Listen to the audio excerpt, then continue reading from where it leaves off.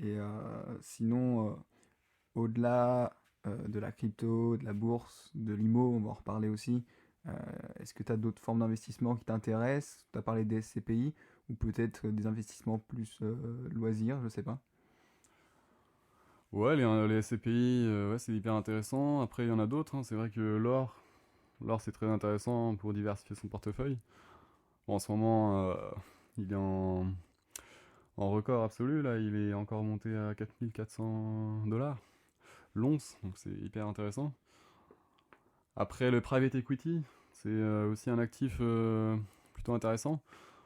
Mais là, par contre, on va dire que c'est pas pour le commun des mortels. Pour investir dedans, il faut déjà un certain capital. Mais de moins en moins, il y a des portes qui s'ouvrent. On va dire qu'il y a 15 ans, il fallait vraiment minimum 100 000 euros pour investir dedans. Et aujourd'hui, il y a des alternatives qui commencent à se créer et ça sera de plus en plus facile, je pense. Mais c'est intéressant pour diversifier son patrimoine. Après, attention, personnellement, je pense que ça sert à rien, surtout au départ, de trop se diversifier. Ce qu'il faut au départ, c'est se concentrer sur la performance, surtout si tu cherches le long terme. Pour augmenter ton capital, il faut une bonne performance, forcément. Du coup, si tu commences à te diversifier dans tous les actifs, tu ne pourras pas avoir forcément la meilleure performance et tu vas peut-être te perdre un peu dans tes idées. Donc je pense qu'au début, tu peux quand même rester diversifié tout en restant concentré quand même. Et peut-être à la fin, quand tu as un bon patrimoine, quand tu commences à être à 40, 50 ans, là c'est important d'être bien diversifié pour se protéger de toutes sortes de crises finalement. Je suis entièrement d'accord avec toi. Je pense que euh, la concentration a ses vertus au début. Euh, Investir dans ce qu'on connaît le mieux et y aller à fond. Et on parle de diversification une fois qu'on a un certain capital. Euh, donc avec tout ça, si tu devais résumer ton profil d'investisseur, peut-être prudent, équilibré ou un peu plus de risque, où est-ce que tu t'estimes? Alors moi j'adore le risque et la volatilité, donc c'est pour ça que je consacre une bonne partie de mon patrimoine en crypto. Mais d'un autre côté, j'aime aussi être safe, on va dire. Donc avec la bourse, on va dire que je prends pas beaucoup de risques avec ma stratégie ETF, mais du coup j'ai un rendement moins important qu'en crypto. On va dire que mon profil est un profil assez équilibré au final, mais je préfère quand même avoir un peu de rendement, notamment avec la crypto qui booste mon patrimoine. Mais dans tous les cas, moi je vise le long terme. Du coup, avec le long terme, il n'y aura pas de risque de perte en capital.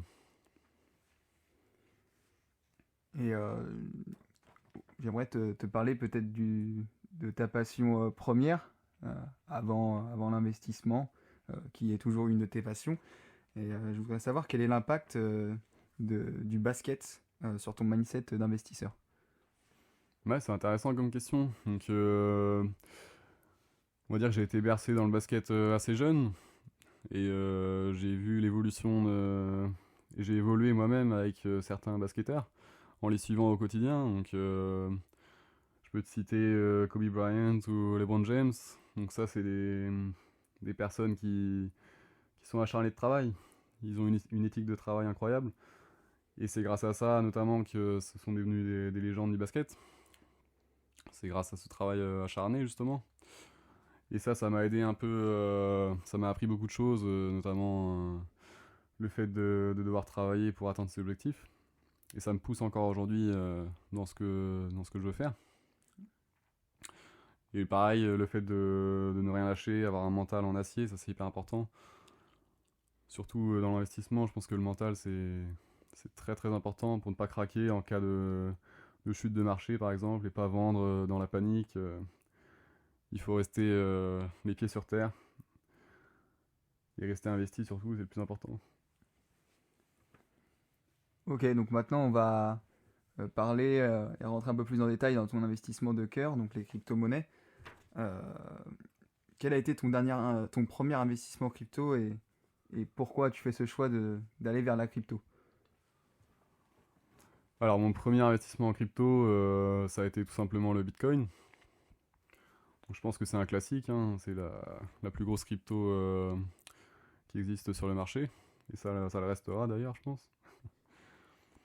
Mais pour parler un peu de ça, donc le Bitcoin, pour moi, c'est pas qu'une question de valeur en termes de chiffres, ni de rendement, c'est vraiment sa valeur intrinsèque.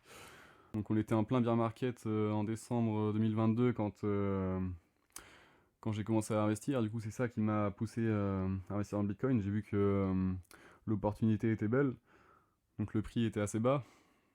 Et donc je me suis renseigné sur le Bitcoin justement et j'ai saisi l'opportunité du Bitcoin qui était assez bas. Et au final, ça a très bien réussi. Et aujourd'hui, quelle est ta stratégie principale? Tu es plutôt sur du court terme, du moyen terme, du long terme en crypto? Peut-être que c'est pas la même chose pour toutes les cryptos. Alors maintenant, je suis plus 100% Bitcoin. À la base, j'étais un peu diversifié, donc je faisais un peu d'altcoin aussi. Donc ça a plutôt bien réussi, mais ma vision, elle a assez changé. Parce que finalement, je me suis rendu compte qu'à chaque baisse du Bitcoin, les altcoins prenaient 3 fois plus cher. C'est-à-dire qu'une baisse de 5% dans le Bitcoin, ça faisait chuter facilement de 20% tous les altcoins. Donc pour remonter ces chutes-là, faut vraiment y aller. Donc au final, pour faire du rendement en altcoin, il faut un peu de chance. Surtout qu'avec le temps, il y a eu énormément de cryptos qui ont été créés. Du coup, on va dire que le marché est un peu dilué.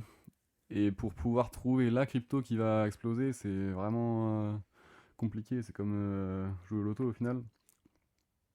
Alors que le Bitcoin, c'est la crypto sûre, qui restera la reine des cryptos et ça ne changera pas. Peut-être l'Ethereum aussi.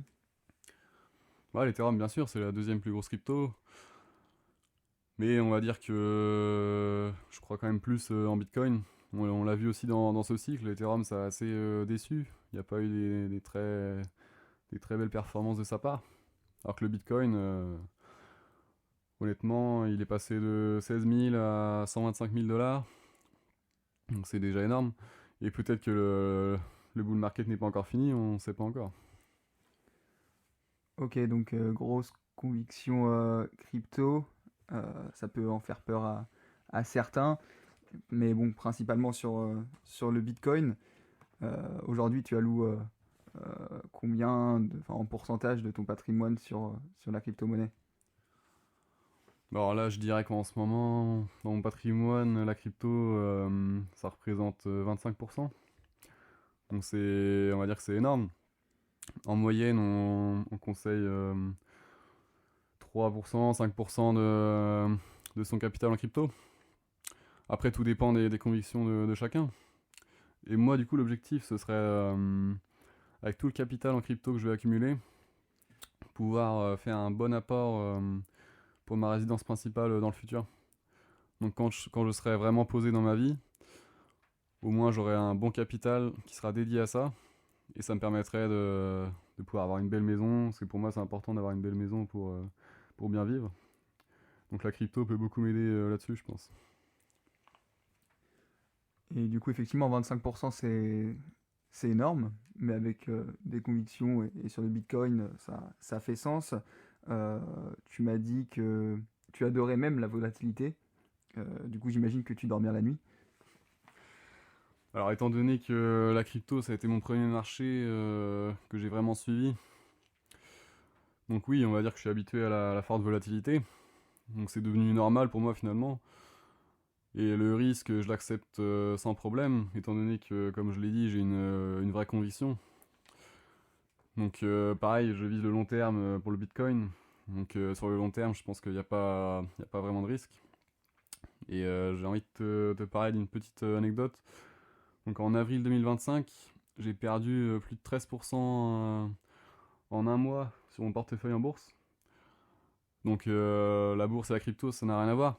13% en un mois en bourse, c'est plutôt conséquent. Et moi, qui suis dans le marché crypto, ah, ça m'a vraiment fait ni chaud ni froid. Donc j'ai pas paniqué comme la majorité des investisseurs. Et au contraire, j'ai saisi cette opportunité pour renforcer mes positions en bourse. Et dès qu'il y a une chute, moi j'ai tendance à être vraiment content. C'est un peu l'inverse des autres, peut-être. Mais plus il y a de rouge sur mon portefeuille, plus je suis content. Et après, de manière générale, pour répondre à ta question, je dors pas super bien la nuit, mais Ça, c'est d'autres problématiques qui n'ont rien à voir avec la crypto. Oui, je vois. Euh, c'est vrai que plus tu sais dans quoi t'investis et mieux tu dors la nuit et plus tu apprécies les baisses. Je suis d'accord avec toi.